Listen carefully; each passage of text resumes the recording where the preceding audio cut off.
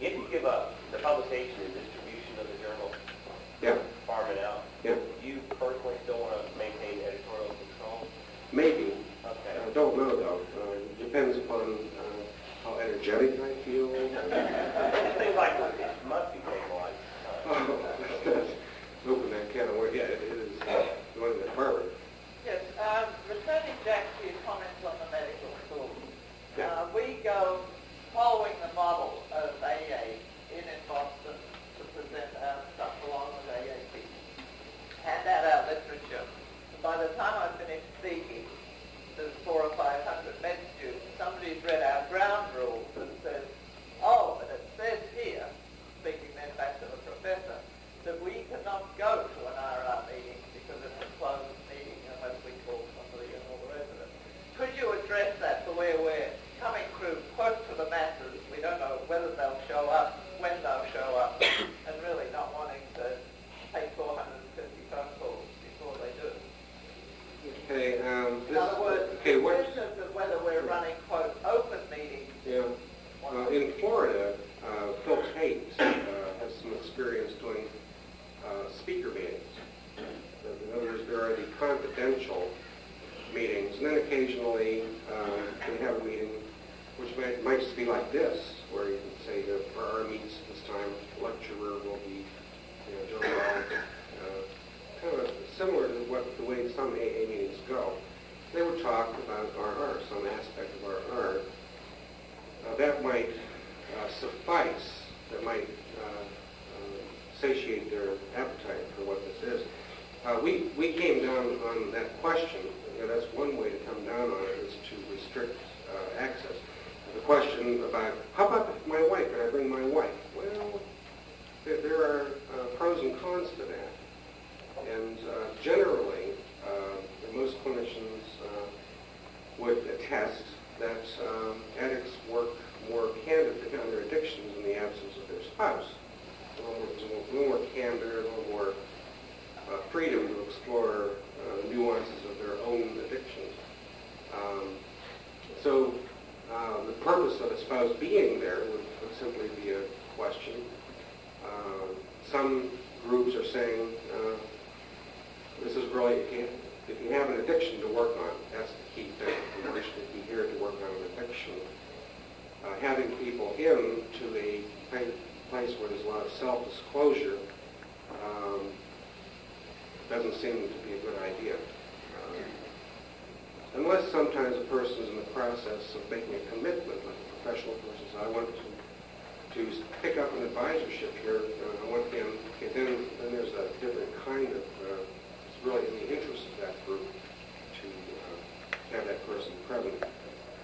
So we don't have maybe part of the problem is we don't have enough different kinds of meetings yet. And maybe we will learn from the traditional self-help people, the different kinds of groups serve different purposes. Okay, we're coming down on time here. I'll take two more questions over here.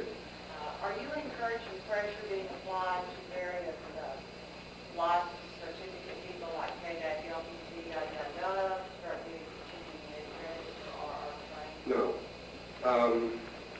No, wait, you're asking, are we asking KDAC to, oh, I see, give credit in their, okay, we accept KDAC as a reciprocal certificate. If a person has a KDAC, they come in at a certain... Are they accepting us? No. And we're not asking because we anticipate, of course, that would not happen. We're interested much more in eventually asking third parties, like legislatures and other bodies, to show cause why not there be full credit for the parity. In other words, a parity between the KDAC and our thing. Hi. Yeah, if people have more questions about it, they can come to my presentation on certification. We can go in detail into that so we don't take up this time doing it. I'll be doing over an hour on that. Okay. Lois. I think Mr. Q, we have to Oh, wonderful. Well, let's go for it. Over here. Pam. I'm going to go to a permit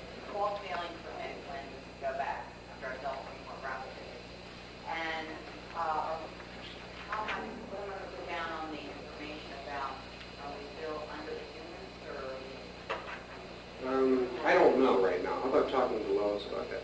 Okay, and I want to know about halfway house. There aren't any that I know of. It would be nice to have some, I think. I want to know about, what do I do to set off something like that? I don't know. I can't, I really have no operational advice from here right now, but I'll be happy to talk with you later about that. Chuck? Just a couple of comments. The terms AA and 12-step are being bandied around is pretty much synonymous. And knowing that you all have interactions at the local level where this is a very crucial distinction, I'll make it for you as I understand it. An AA is an autonomous, independent, voluntary, I'll emphasize that word again, voluntary self-help. Nothing else is AA. Everything else is 12-step. It's a derivative of that concept, and a bastard derivative because it's not coincident with the real, typical, prescribed AA concept, because it's almost always coerced in one way or another. If you go into a hospital and you're putting into a 12-step program, this is coerced treatment. So, and it's not autonomous. It's not an autonomous group. So this is a very, very important concept to emphasize. And don't let people with whom you're discussing this issue use the words interchangeably. Pin them down. Indicate to them that 97% of what is passed off as AA is not AA. Now, I have the tax returns in my suitcase. I'll give Jack a copy. I haven't had a chance to peruse them, of a number of the centralized AA supervisory groups, the national organization. There's many, many state and local organizations. The budget of the national organization is over $3 million a year. And I have the tax returns, and not that I'm going to count them, but I'll scrutinize them, and sometime in the future we may publish an analysis of what's going on in that area. Thank you. Matt? Are described to another theory Being scientifically oriented, Matt is asking, do we subscribe to another theory of causation other than the disease theory? All that I can say on that is that we maintain the scientific stance on it, and we're certainly open to any idea that it can be supported scientifically that would be convincing of anything. There's an article called A Sufficient Understanding now. A sufficient understanding does not necessarily imply a lot of scientific basis. Psychodynamically, or however you want to frame this, in the AVRT session we're going to have later today, we hope in rational recovery that chemically dependent people will understand that there is one cause of drinking, one very accessible cause. See, diseases are not accessible. The sufficient understanding is that I drink because I choose to drink. The choice, this conscious thinking that supports drinking. That is a sufficient understanding to get stop and stay stop. We need not necessarily trace back to our unruly ancestors or other causes in our dysfunctional families and all that. Yeah. I was wondering, since AA sort of aligns themselves with the biological people, I thought maybe it might be the application for us to align ourselves with social learning. Quite possible. Yeah, and this is something that we just remain open on these issues. We suggesting that we explore social learning materials to see how we can link in there. Yes, thanks, Rob. I would just like to point out, from the point of view of treatment of this problem, how you got it is really a very interesting but irrelevant issue, because everyone in the whole field agrees that the treatment for people who have trouble when they drink is to stop drinking.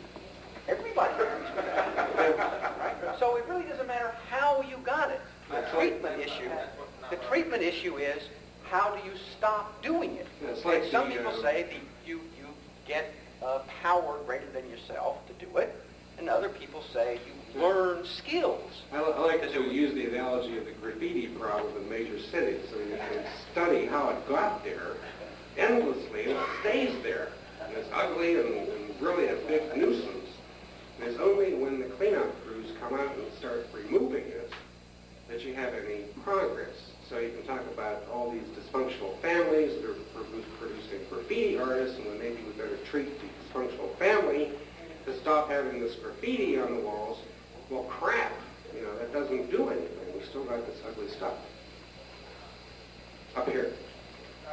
Which brings me to a question on your record here. You have a medical director. That's Joe Gerstein sitting in the corner, and he's the next person I'm going to recognize. I just wondered what his role was. Okay, Joe? Well, I wonder what it is, too, because I found out when I was in that position. I just happened to notice my name on the mat. I wonder what the role is, too. I thought you did. Yeah, the check's in the mail. Yeah, right. I wonder how much this is going to cost. Anyway, I just... I thought you were charging that. I should point out that I'm not an addiction specialist, that my background is that of an internist, a general internist, an academic general internist, and my specialty is pain. And however, I've educated myself fairly intensively in the last couple of years since I got involved with rational recovery, which I became involved with as a civil rights issue.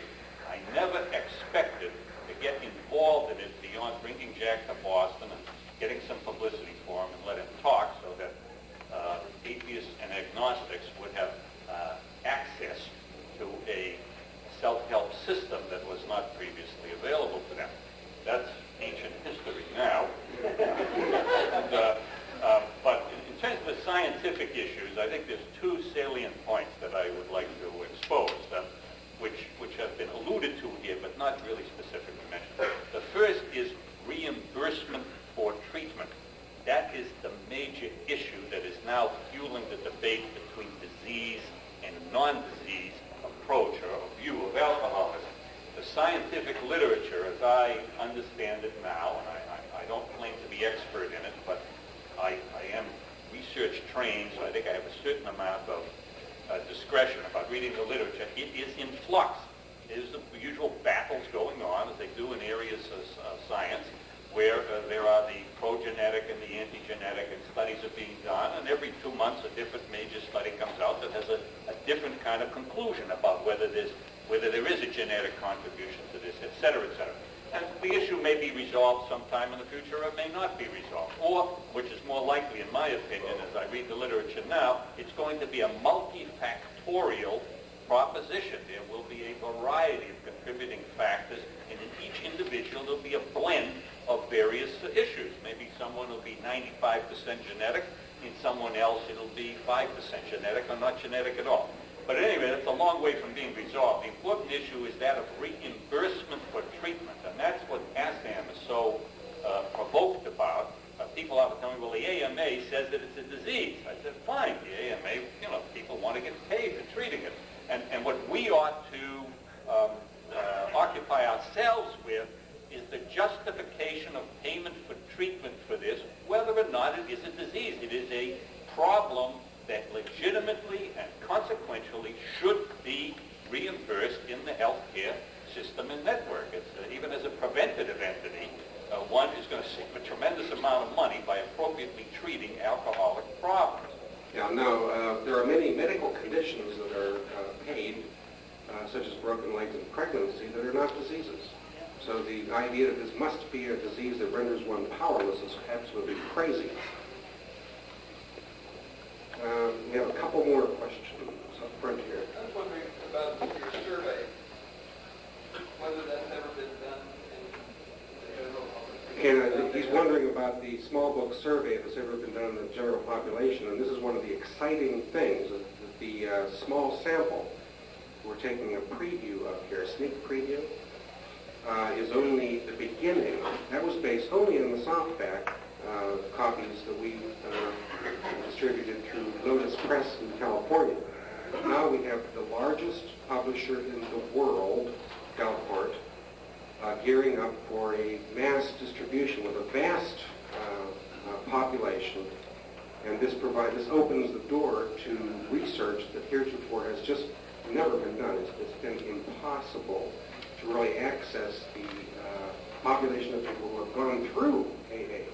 That's what this questionnaire is all about. We want to know who you are, why you left it, what you finally did about your problem. We want to describe you as a population of people who in the future will be recognized by your doctor, and they'll be recognized by your clinic. And there's no need for anyone to do any particular thing once they are addicted. You don't have to go to AA, you don't have to go to bar, you don't have to do either. You may just simply, like probably some of the people in the small book questionnaire, how many of those people would be sober anyhow, even if they hadn't gotten? Maybe they saw it, they say, hey, I've been sober, and as a matter of fact, people do say, that's how I did it 3 years ago. That's how I got sober. I think that's a really neat book. All right, now, this population has been abused in the past, and that's what we're about, is to put a stop to this and simply provide the information for a very natural, rational kind of recovery.